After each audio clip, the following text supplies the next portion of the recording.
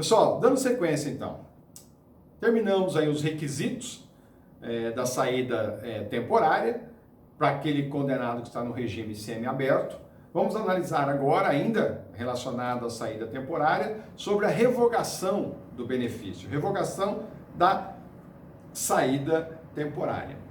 Quando que pode ser revogada a saída temporária? Ela pode ser revogada se o condenado praticar crime doloso. Veja que o legislador não diz se ele for condenado, né? Até porque a saída temporária ela é por um curto período de tempo na visita à família. Em relação ao estudo, ela já é bem mais extensa, mas se ele praticar, então leva-se em consideração para a revogação do benefício o momento da conduta. Tá? Então basta a informação para o juiz através lá de um boletim de ocorrência que ele se envolveu num crime, que ele é o indiciado num determinado crime, ou seja, que ele praticou um crime doloso. Tá? Basta a conduta do crime, ainda que não haja a condenação, para que o benefício da saída temporária seja revogado pelo juiz. Tá? A outra possibilidade de revogação do benefício é se ele for punido por falta grave. Tá? A falta grave vem, o rol de faltas graves vem exposto lá no artigo 50 da Lei de Execuções Penais. Né? É um rol extenso. Né? Então, por exemplo, se ele for encontrado com um equipamento de transmissão de comunicação, então um celular, por exemplo, se ele for apanhado com droga, se ele tentar a fuga, e por aí fora. Tem um rol imenso lá no artigo 50. Isso durante o período que ele está executando pena é considerado falta grave. Se ele for punido por uma falta grave, ele perde o direito ao benefício. Tá? Se ele desatender as condições impostas, comentei já isso com vocês, né? Uma das condições, então, é no período noturno ele permanecer no endereço indicado, ou não frequentar bares, boates, casas noturnas e etc. E ele é encontrado num desses ambientes, ou ele não é encontrado à noite no endereço que ele determinou, que ele indicou como sendo o endereço que ele ia permanecer. Portanto, desatendeu as condições impostas, o juiz pode revogar o benefício da saída temporária, tá? Em relação ao estudo, tá? Em relação ao estudo, além desses requisitos, se ele revelar baixo aproveitamento do curso. Tá? Então, as notas dele e a frequência dele, né, o desempenho dele no curso é que vai indicar se ele vai continuar recebendo autorização para continuar estudando ou não. Porque às vezes ele fala, vou estudar, e chega lá, debruça na carteira, dorme o tempo inteiro e tira 0, 1, 2, reprova em todas as disciplinas. Não há necessidade dele continuar saindo da colônia agrícola industrial para frequentar uma escola, um curso profissionalizante ou um curso superior, porque não está havendo nenhum tipo de rendimento quanto a esse curso, ok? Para ele obter um novo benefício, tá? Se houve a revogação dessa saída temporária, nada impede que ele receba benefício de uma outra saída temporária num outro período futuro. Isso é perfeitamente possível. Não é porque revogou uma que ele nunca mais vai ter direito a outra. Aí ele poderá obter, sim, novo benefício, em caso de absolvição do processo que deu origem à revogação do benefício. Na hipótese do cancelamento da punição de falta grave, porque ficou demonstrado que não foi ele que praticou aquela falta, por exemplo, tá? Ou demonstração de merecimento por parte do condenado. Depois que ele teve o benefício revogado, ele passou a ter, então, um comportamento exemplar e etc. E agora, ou no futuro, ele merece, sim, uma nova oportunidade, uma nova saída temporária. Tá? Então, não é porque houve a revogação de uma que ele não terá direito a outras no futuro. Tá? É perfeitamente possível. O artigo 125 da Lei de Execuções Penais possibilita que ele obtenha novos benefícios ou novo benefício, mesmo após ele ter tido um deles revogado. Ok? Tranquilo? Cuidado, pessoal, que o não retorno do condenado da saída temporária não é considerado, ou seja, é também considerado falta grave mas o não retorno acaba ensejando, porque o coloca na condição de fugitivo, né? Enseja aquele indivíduo a regressão de regimes. Tá? Então ele está no regime semiaberto, ele teria que voltar tal dia, tal horário, ele não voltou, não justificou porque voltou, é expedido nos dias subsequentes um mandado de prisão. Quando ele for localizado, ele volta para o sistema prisional, mas ele não volta mais para o regime semiaberto. Aí há regressão de regime, ele vai para a penitenciária. Ele volta para o regime fechado, se de lá ele saiu, ou se ele ingressou no regime semiaberto, ele volta para o regime fechado. É interessante isso, porque pode ser que a pena imposta pelo juiz quando da condenação determine a ele o início da execução no regime semiaberto. E aí, numa das saídas temporárias, ele não volta. Quando ele é localizado, ele vai para o regime fechado, mesmo na sentença que o condenou não ter sido, mesmo que na sentença que o condenou não foi logicamente determinado aí o regime fechado. Então, o não cumprimento dessas condições, dessas regras, desses requisitos, pode ensejar a ele um regime mais grave até do que aquele que ele foi condenado quando da sentença transitada em julgado, ok? Consequências da violação aí dos deveres. O juiz lá da execução, ouvido o MP e a defesa, ele vai ter algumas opções aí, né? Porque o indivíduo violou essas condições, esses deveres que ele tinha, né, durante a saída temporária. Ele pode regredir o regime de execução, o juiz pode revogar a autorização da saída, que nós já comentamos, ou ele pode advertir por escrito o condenado, ok? Fica na opção dos juízes. Depende muito do tipo de falta que ele cometeu aí. Vocês podem ter certeza que a regressão de regime é só em casos extremos, tá? A boa parte das situações aí fica apenas na advertência. Bom, o que tinha de relevante quanto ao regime semiaberto, nós já mencionamos, tá? Agora vamos fazer uma análise como se dá o cumprimento da pena no regime aberto, tá? O regime aberto agora é o mais próximo, né, do fim da execução penal. No regime aberto, ele permanece até terminar a pena que foi imposta a ele na sentença condenatória transitada em julgado. Caso, é óbvio, né, ele não venha a cometer nenhuma falta durante esse regime aberto que possa ocasionar-lhe a regressão de regimes. Mas é o último dos regimes de execução de pena. Ele vem determinado lá no artigo 33, parágrafo 1º, a linha C do Código Penal. Tá? E onde que a pena, a condenação, a execução da pena em regime aberto é executada? A legislação, a lei determina que ele venha a ser executado em casa de albergado ou estabelecimento adequado. Veja, pessoal, casa de albergado não tem nada a ver com albergue noturno de prefeitura, tá? O albergue noturno de prefeitura é o local onde se abriga pessoas que estão passando pela cidade e não tem um local para se higienizar, para se alimentar e para descansar, repousar, tá? Ele é abrigado pelo município, ali ele permanece, no dia seguinte ele segue o caminho dele, segue a vida dele. Isso é albergue noturno, tá? E na maioria das vezes esses albergues noturnos não aceitam pessoas condenadas, até porque se está condenado, está fugitivo, aciona a polícia e vai se cumprir a ordem judicial, tá? Então, albergue noturno é uma coisa, casa de albergado é outra, tá? A execução da pena em regime aberto, ela tem como referência, como base, tá, a autodisciplina e senso de responsabilidade do condenado, conforme dispõe o Código Penal lá no seu artigo 36. Autodisciplina e senso de responsabilidade significa o preso passa, o condenado passa a não ter mais vigilância nenhuma.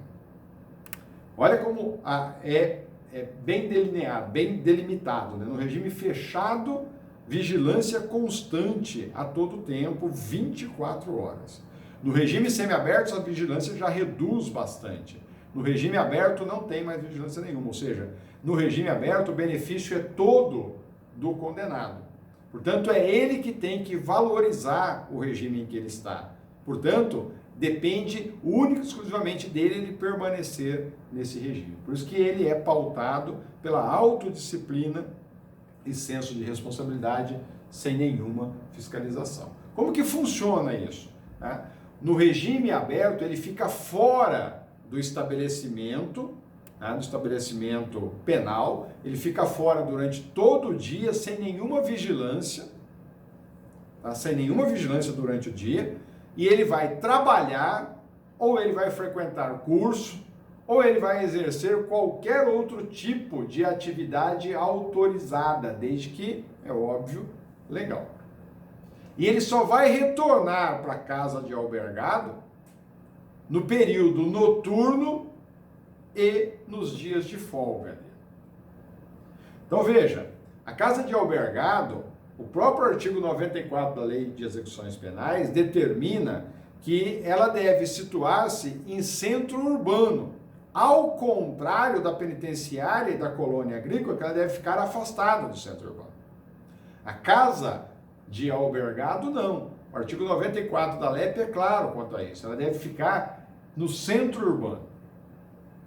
É óbvio que é separada, de outros estabelecimentos penais. Se você tem um estabelecimento fechado ou semiaberto, que a cidade já chegou até ele, não pode colocar ali do lado. Mas ele tem que ficar num centro urbano, afastado, caso uma penitenciária ou uma colônia esteja já na área urbana, ele deve ficar afastado desse estabelecimento penal. Mas ele precisa ficar, é óbvio, em centro urbano. Portanto, é uma casa comum. Vai ter funcionários lá do Estado? Claro que tem. O funcionário tem que acompanhar a saída, acompanhar a chegada, se ele realmente está ficando naquela casa e etc. O problema maior do regime aberto, você vai falar assim, mas onde que existe isso? Esse é o grande problema. É que casa de albergado você não encontra. Aí é que reside o grande problema. Você conhece penitenciária, você conhece colônia agrícola ou industrial, mas você não conhece casa de albergado. Porque a maioria dos estados, pelo menos até onde eu conheço, não tem casa de albergado. Ok? Vamos falar já disso aí. O trabalho do condenado que está executando pena no regime aberto, ele é regido pela CLT.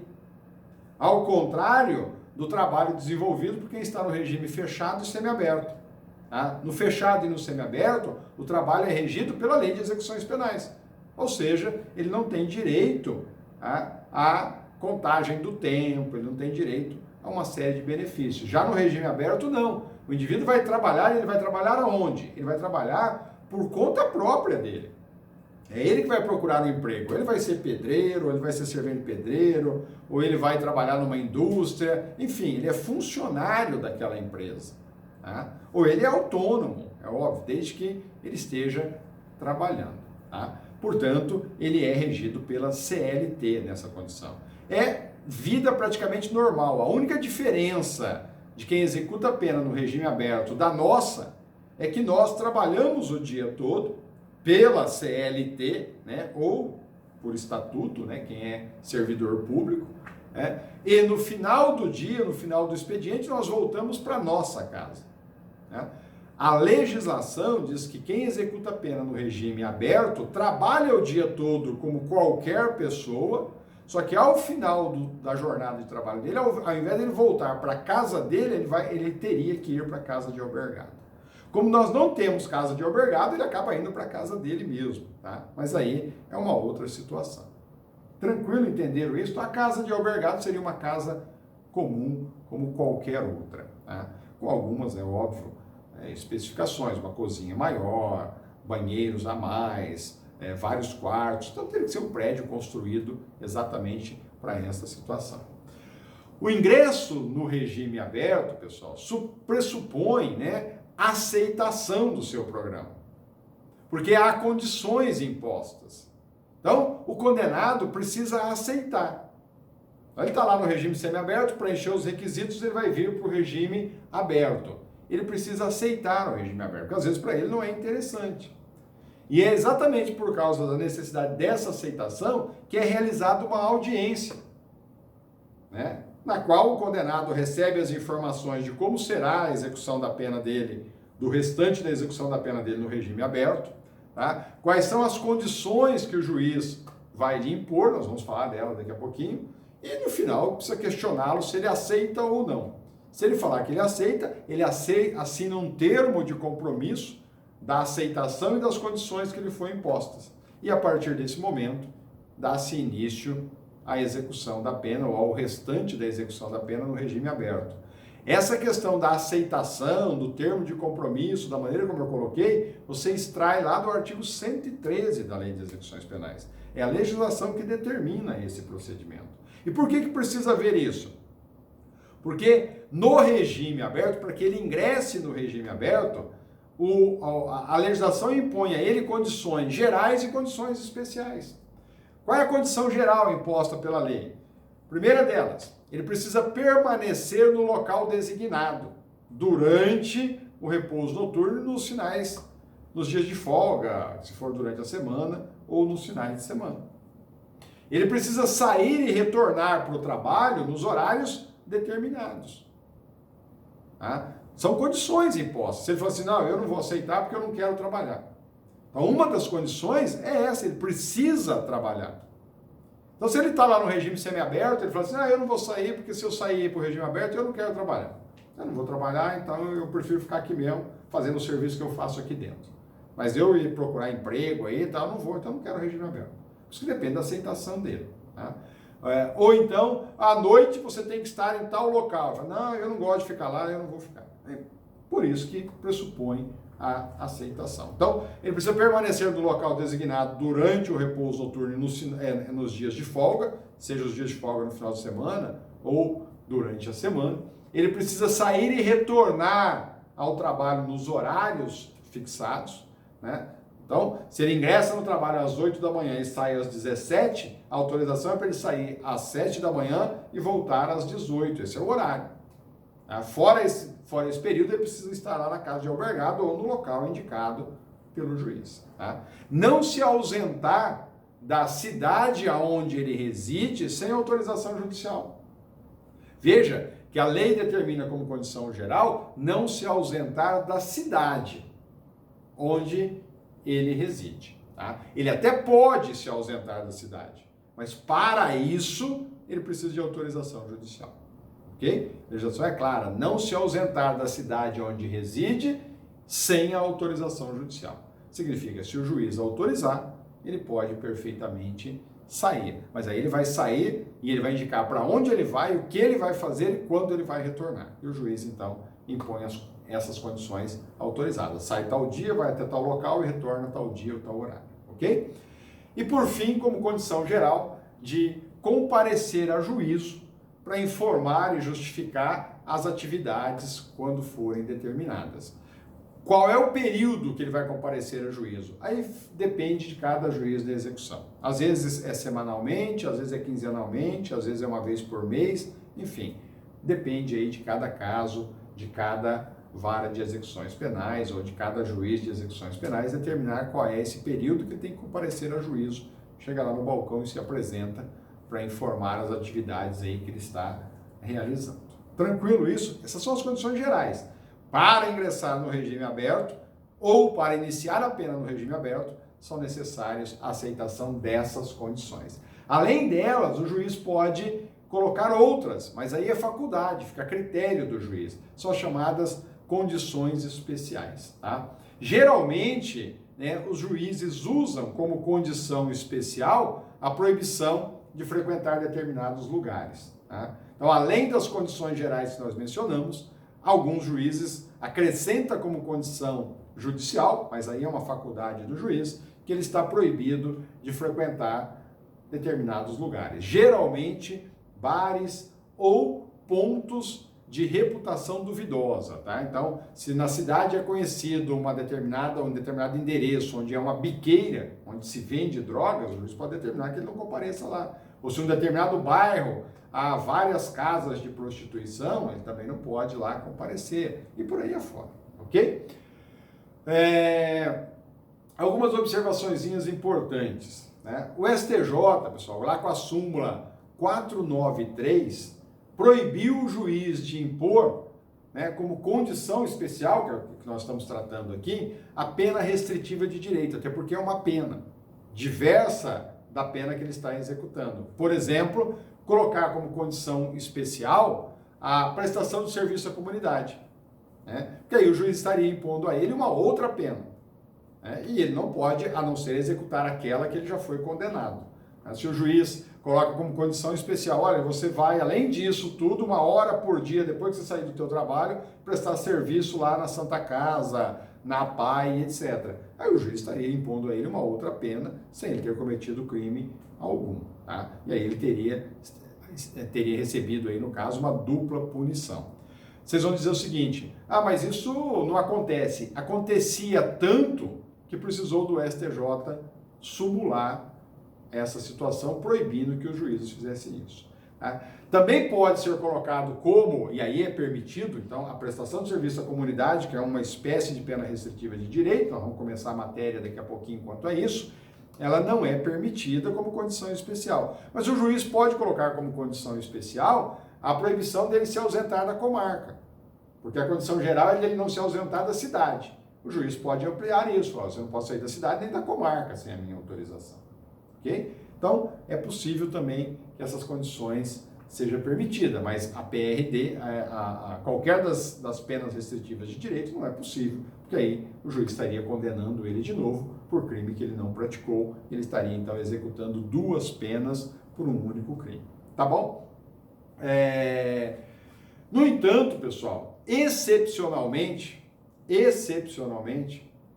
caso não exista casa de albergado, que é o que mais acontece, né, onde esse condenado aí possa executar a pena no regime aberto, e ele quer executar a pena no regime aberto, o juiz da execução pode tranquilamente substituir, aí pode, a pena privativa de liberdade por pena restritiva de direito. Tá? Então, o juiz vai lá e substitui, olha, você quer ingressar no regime aberto, não tem casa de albergado, eu vou substituir essa pena sua, tá, por pena restritiva de direito. Aí é uma substituição, aí está trocando uma pela outra. Tá? Nós temos aí a súmula vinculante 56 do STF permitindo essa possibilidade. Mas aí é caso de substituição por falta de casa de albergado. Se o Estado não dá condição ao juiz, o juiz precisa encontrar outros meios para solucionar aí o conflito que lhe foi apresentado. Tranquilo? E olha que bonitinho. Quanto a essa questão da casa de albergado, vocês verificam como que a nossa lei de execuções penais ela é extremamente importante, boa, moderna. Mas como os nossos governantes são ruins como administradores, né? Se vocês observarem o artigo 95 da Lei de Execuções Penais, e olha que a Lei de Execução Penal já é antiga, hein? Ele exige pelo menos uma casa de albergado por comarca. Por comarca. Então, cada comarca, pelo artigo 95 da Lei de Execuções Penais, precisava ter uma casa de albergado. E o artigo 203, parágrafo 2º da Lei de Execuções Penais, quando a lei entrou em vigência, já dava um prazo de 6 meses para o Estado se adequarem a isso e providenciar a casa de albergado. Veja que já, décadas se passaram e até hoje os estados ignoraram completamente o artigo 95 e o artigo 203, parágrafo 2º, ambos da Lei de Execução Penal quanto à casa de albergado. E aí nós não temos casa de albergado, e aí os indivíduos em regime aberto acabam permanecendo no período noturno, nos dias de folga, na casa dele, por ausência de casa de albergado. Por isso que a súmula do STF, possibilitando para o juiz substituir, porque às vezes é mais fácil substituir por uma PRD do que ele executar a pena na própria casa dele. Bom, essa é a condição, tá? O STJ, quanto a esse assunto que eu acabei de falar, né, pela falta de casas de albergado, ele passou a permitir que a prisão albergue domiciliar, mesmo não estando presente lá os requisitos do artigo 117 da Lei de Execuções Penais, fosse aplicada também àqueles que vêm de progressão de regime ou que começam direto no regime semi-aberto. Aí é por falta, é óbvio, de casa de albergado, e nós não temos isso mesmo, tá? Então, como a gente não tem casa de albergado nas comarcas, quando o preso, o condenado quando o condenado precisa começar a executar a pena no regime aberto, ao invés de casa de albergado, ele vai ficar na casa dele, preenchendo as outras condições aí impostas, tá? Não é porque ele vai para a casa dele, pessoal, que ele não precisa estar trabalhando, que ele não precisa ficar durante a noite na casa dele, que ele está autorizado a frequentar bares e etc. Aquelas condições, aqueles requisitos, seguem. O problema é que ao invés de ir para a casa de albergado, ele vai para a casa dele, mas ele precisa seguir todos os demais requisitos ali determinados. A questão é quem fiscaliza, né? Ainda aqui na nossa região, cidades menores, a fiscalização ela ainda é constante, ou pela Polícia Civil, pela Polícia Militar, ou pela própria população, por oficiais de justiça e assim sucessivamente. Mas vocês imaginam um indivíduo que não tem uma casa de albergado e ele vai permanecer na casa dele e ele mora em São Paulo. Aí ele mora numa comunidade em São Paulo, numa comunidade no Rio de Janeiro. Quem vai fiscalizar? Se nem a polícia praticamente consegue entrar lá. Aí é um problema seríssimo. Ainda é culpa da legislação. Infelizmente ela está aí, determina as regras, mas os nossos governantes não possibilitaram a viabilidade do que determina a lei. Portanto, não se pode culpar aí nem o judiciário, nem a legislação e assim sucessivamente. Tá bom? Pessoal, pra vocês entenderem, professor, mas por que mesmo não presente aí os requisitos do artigo 117 da LEP, não havendo casa de albergado, o STJ entendeu que quem está no regime aberto pode cumprir pena em casa? Porque o artigo 117 determina os requisitos de prisão albergue domiciliar para pessoas em situação distinta a essas comuns que nós estamos mencionando. Tá? Então, é possível, né, no regime aberto executar a pena em albergue domiciliar quando? Diz lá o 117 da Lei de Execuções Penais. Quando o condenado em regime aberto tem mais de 70 anos.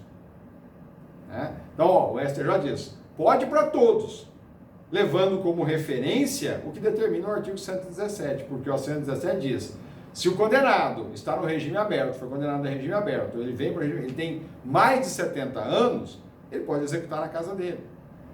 Se ele está acometido de uma doença grave, ele também executa na casa dele, não em casa de albergado. Ainda que existisse casa de albergado, ele iria para a casa dele. Se ele possui filho menor ou com uma deficiência mental, da mesma forma, ainda que existisse casa de albergado, ele iria para a casa dele. Tá? Ou se a condenada é gestante. Então veja, o artigo 117 estabelece requisitos para que a pessoa em regime aberto não fique na casa de albergado e fique na casa dele. Prisão, albergue domiciliar. O 117 diz só nessas hipóteses. Mas o STJ acabou estendendo isso a todos exatamente pela falta de casa de albergado. Tá? Então veja, uma observação também. O preso que se encontra nas situações que nós mencionamos, o artigo 117 do Código Penal, pode inclusive ficar dispensado de trabalhar, conforme determina lá o artigo 114, parágrafo único da LEP. Por quê? Porque uma das condições do regime aberto é trabalhar. Aí precisa estar trabalhando. Você tem mais de 70 anos, nada impede do juiz ou liberar do trabalho. E aí então ele vai ficar em casa e não precisa trabalhar. Ok? Essa é a condição. Tá bom?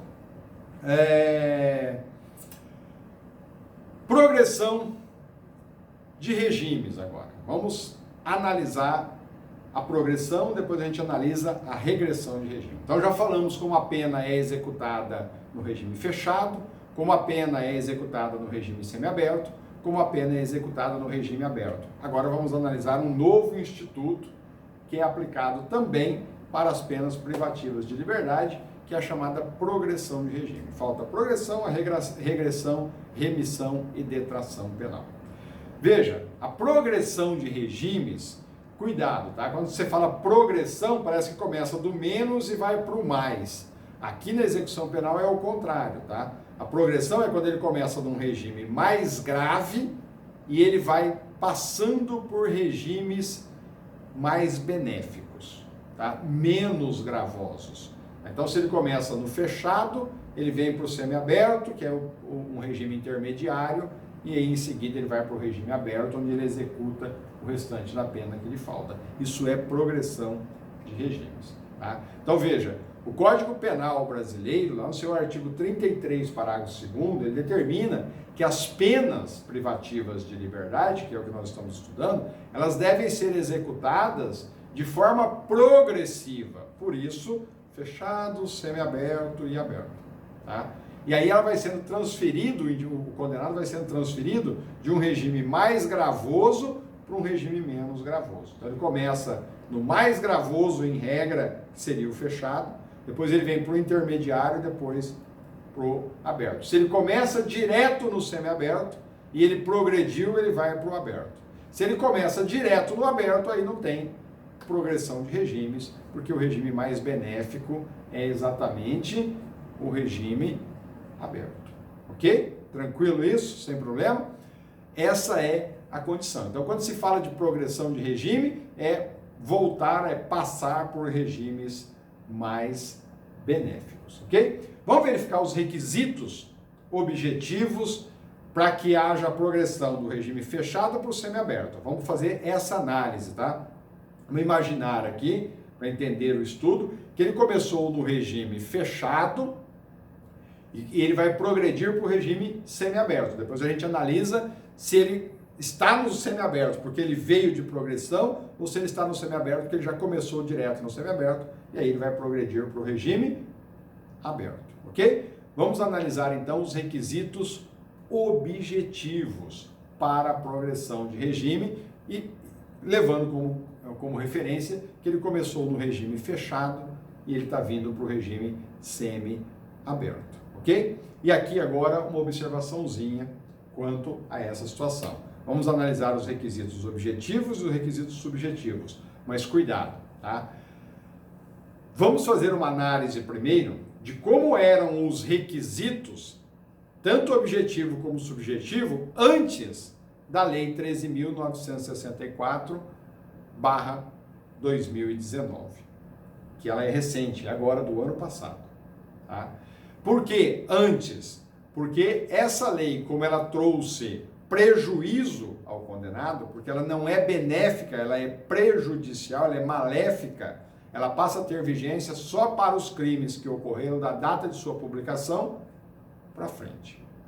Ok? Aqueles crimes que foram praticados antes da entrada em vigência da Lei 13.964/19, você continua aplicando as regras antigas. A partir da vigência da nova, os crimes praticados do final de 2019 para frente, aí aplica-se a regra nova. Então nós vamos analisar os requisitos objetivo e subjetivo anteriores e os que estão em vigência de agora em diante, no nosso próximo vídeo.